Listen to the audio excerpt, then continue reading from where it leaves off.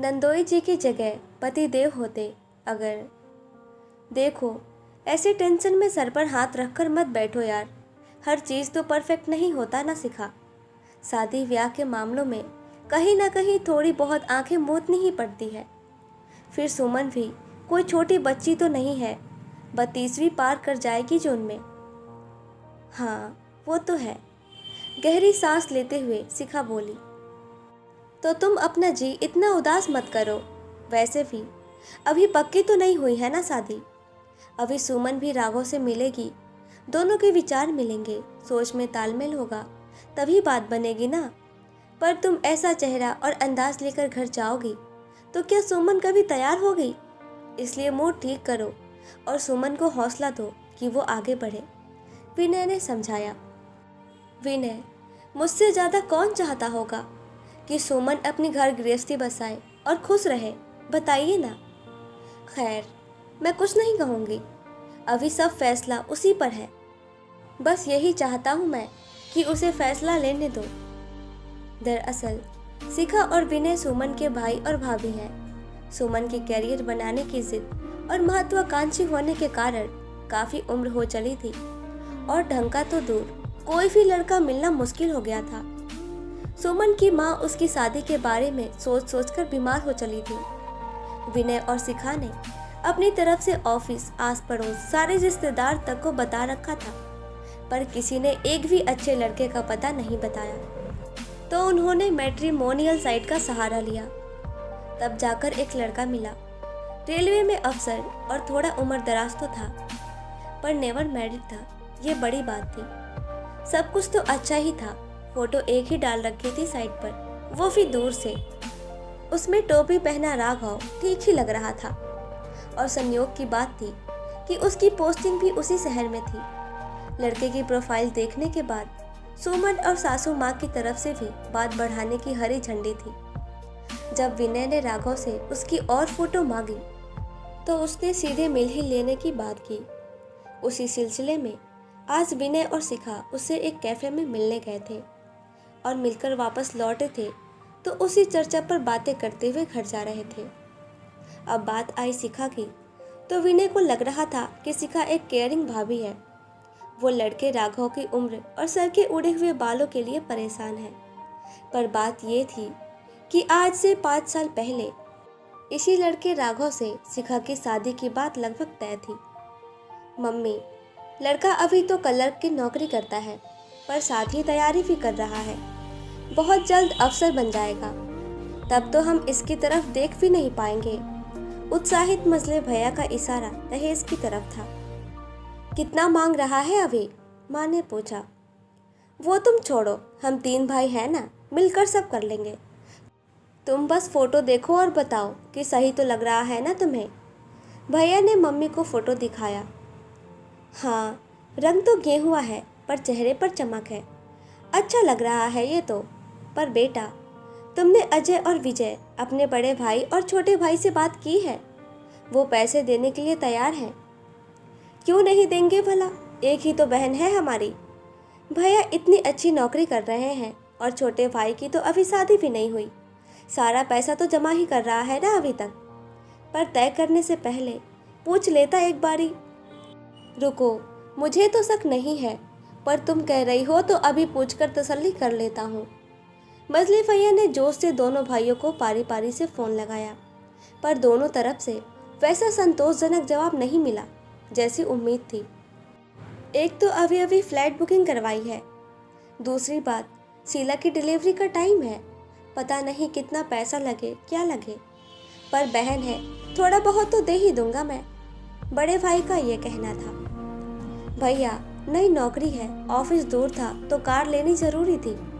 खर्चे तो बहुत हैं, पर पैसा भी कोई बिजनेसमैन की तरह आता नहीं ना। बंधी बताई सैलरी, किराया, घर का खर्च। पर भैया, जो बन पड़ेगा करूँगा मैं। छोटे भाई ने भी हाथ लगभग खड़े कर ही दिए। मजले भैया भी थे पक्के स्वाभिमानी। उन्होंने ठान लिया कि दोनों भाइयों से एक पैसे नहीं लेंगे और अपने दम पर शिखा की शादी रचाएंगे। भाभी ने थोड़ा 19-20 किया, पर भैया के आगे किसी की चलती ही कहाँ थी। अगले ही दिन जो था पास में दे दिलाकर लड़के वालों को थमाकर शादी फाइनल कराए। लड़के के पिता ने कह दिया था, लड़की पढ़ी लिखी है, देखने में भी ठीक ठाक है, हमारे लिए बहुत है। आप पैसे पूरे दे दो, अगले ही दिन सगाई और शादी की डेट फिक्स कर देंगे। जाने कहाँ से मजले भैया ने उस रकम का इंतजाम किया, भगवान जाने। पर अगले ही हफ्ते सगाई और शादी की तारीख के बदले लड़के के पिता का फोन आया। आपके लिए खुशखबरी है, बड़े अच्छे नसीब हैं आपके, लड़का अफसर पास कर गया है और देखिए ना। ये खबर फैलते ही हमारे घर रिश्तों की तो बरसात होने लगी है। अभी भी 1 माह से बाहर बैठे हुए हैं, पर आप निश्चिंत रहें, हम आपके घर ही शादी करेंगे। पर हाँ, थोड़ी सी हिम्मत और करनी होगी आपको। अब अफसर और कलर का फर्क तो आपको समझ में आता ही होगा। साफ साफ इशारा था कि उन्हें दहेज की रकम बढ़ानी थी। हताश से भैया को मम्मी समझाने लगी और वो कहने लगे कि कुछ भी हो जाए, मैं इस लड़के को हाथ से जाने नहीं दूंगा। तो उसने मोर्चा संभाला। बहन इतनी भारी हो रही है क्या भैया, जो ऐसे लालचियों को ब्याह रहे हो? कल को कहेंगे 2 लाख और दो, तब विदाई लेंगे, 2 लाख और दो, फिर मायके जाने देंगे, 2 लाख और दो, फिर खाना पानी देंगे, सब भरते रहेंगे आप, बोलिए ना। पर शिखा, सबको लड़का इतना पसंद है, तेरी भी बात होने लगी है फ़ोन पर, जुड़ाव सा हो गया है उन लोगों से। ये चीज़ उन्हें भी तो महसूस होनी चाहिए ना भैया। अगर वो कह देती कि वो राघव से 2 बार मिल भी चुकी है, तब तो भैया खुद को बेच कर भी उनकी बढ़ाई रकम का इंतजाम कर लेते। खैर, भैया से कसम देकर उसने लड़के के पिता के आगे अपनी असमर्थता दिखलवाई। पर मन के किसी कोने में उम्मीद थी कि शायद राघव आगे आए और कहे, नहीं चाहिए पैसे वैसे, कुछ भी हो जाए, वो शादी करेगा तो सिर्फ शिखा से ही। पर ऐसा तो बस फिल्मों में ही होता है। हालांकि इस बात को 6 महीने भी नहीं गुजरे थे कि भैया ने विजय जैसा हैंडसम, समझदार और सुलझे हुए इंसान से उसकी शादी करवाई, जिसने एक सिक्का लेकर शगुन किया था। फिर तो खुशी जीवन में वापस लौट ही आई।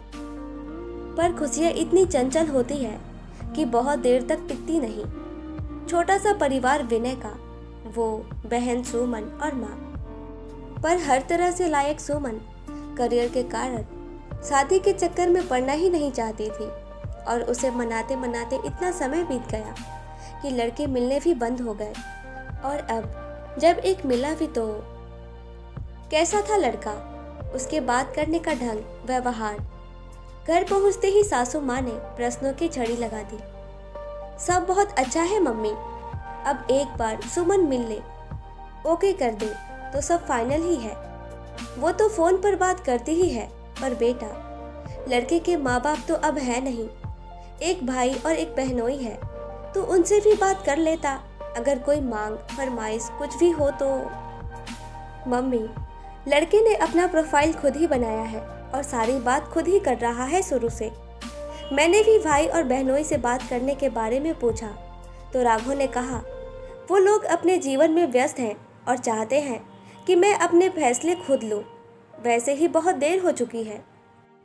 काश इतना स्वावलंबी वो उस समय होता तो न मजले भैया के मन में सरकारी नौकरी वाले वर्ग की कसक रहती और ना ही अधेड़ा बसता तब राघव अपनी दुल्हन की तलाश करता ही रहता। पर हाँ, एक सबसे भाग्यशाली वही रही कि उसे विनय मिल गए, पति ही नहीं, एक बहुत ही अच्छे दोस्त भी। शिखा सोच रही थी, पर मन में लगातार ये बात चुभ ही रही थी कि उसे आखिरकार सारा किस्सा शुरू से अंत तक सब कुछ विनय को बता ही दिया। तो क्या हो गया शिखा, लड़का और लड़की जब तक कुंवारे रहते हैं उनकी शादी की 100 जगह बात चलती है, तो क्या हो गया। पर मैं मिली भी थी राघव से 2 बार विनय कैफे में, पर दोनों बार उसकी जिद पर ही। पर हाँ, कहीं ना कहीं उसे अपना होने वाला पति मानकर ही मिलने गई थी मैं उससे। शिखा ने नजरें झुकाकर कहा, अच्छा ऐसी बात है, लेकिन एक बात पता है तुम्हें, अपनी फेवरेट हीरोइन से तो मैंने कॉलेज लाइफ में शादी भी कर ली थी। शादी? हाँ, अपनी फेवरेट हीरोइन की बड़ी सी तस्वीर अपने कमरे में लगा रखी थी मैंने, और एक दिन भावनाओं के जोश में फिल्मी स्टाइल में उस तस्वीर को सिंदूर भी लगा दिया। तुमने तो सिर्फ माना था ना पति, मैंने तो पत्नी बना भी लिया था। इस बात पर और विनय के कहने के अंदाज पर पूरे दिन तनाव से गुजरी शिखा खूब जोर से खिलखिला उठी। श्रीमती जी, वर्तमान में जियो ना। आज हम दोनों एक दूसरे के पति पत्नी हैं और हम दोनों को एक दूसरे पर पूरा भरोसा है। यही हमारे लिए महत्वपूर्ण है। किसको किससे जुड़ना है सब पहले से तय होता है, विनय ने कहा तो मन ही मन शिखा ने फिर भगवान का शुक्रिया अदा किया इतने अच्छे पति के लिए। फिर तो राघव और सुमन को पहली बार मिलाने शिखा ही ले गई थी। मौका पाते ही राघव ने अपनी कायरता के लिए उससे माफ़ी भी मांगी। उसने भी बात को ज़्यादा ना खींचते हुए उसे मन से माफ़ कर दिया। दोनों ने 3-4 मुलाकातों के बाद ही शादी की सहमति जता दी। खूब धूमधाम से शादी हुई। बड़ी भाभी के नाते जब सुमन की विदाई के वक्त राघव शिखा के पैर छूने के लिए झुका तो बोल पड़ा, भगवान ने एक साथ 2-2 खुशियाँ दे दी। शादी भी हो गई और पश्चाताप से भी मुक्त होता रहूंगा। हर बार आपके पांव छूकर भाभी जी। बेटी दी है अपने घर की आपको, उसके चेहरे पर जितनी बार मुस्कान लाएंगे समझ लीजिएगा माफ़ी मिलती जा रही है।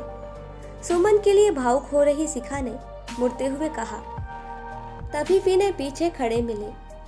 राघव जी, वैसे भी आपने सुना ही होगा, जोड़ियां ऊपर से बनकर आती हैं।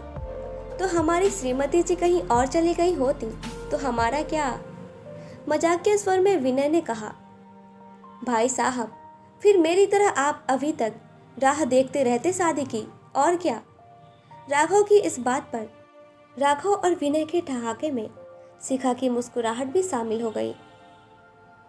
तो दोस्तों, उम्मीद करती हूँ ये कहानी आप सभी को पसंद आई होगी। इस कहानी से आप सभी का क्या राय है हमें कमेंट बॉक्स में कमेंट करके ज़रूर बताएं। और ऐसी ही कहानियाँ सुनने के लिए हमारा चैनल ज़रूर सब्सक्राइब करें और लाइक शेयर करना ना भूलें। Thank you.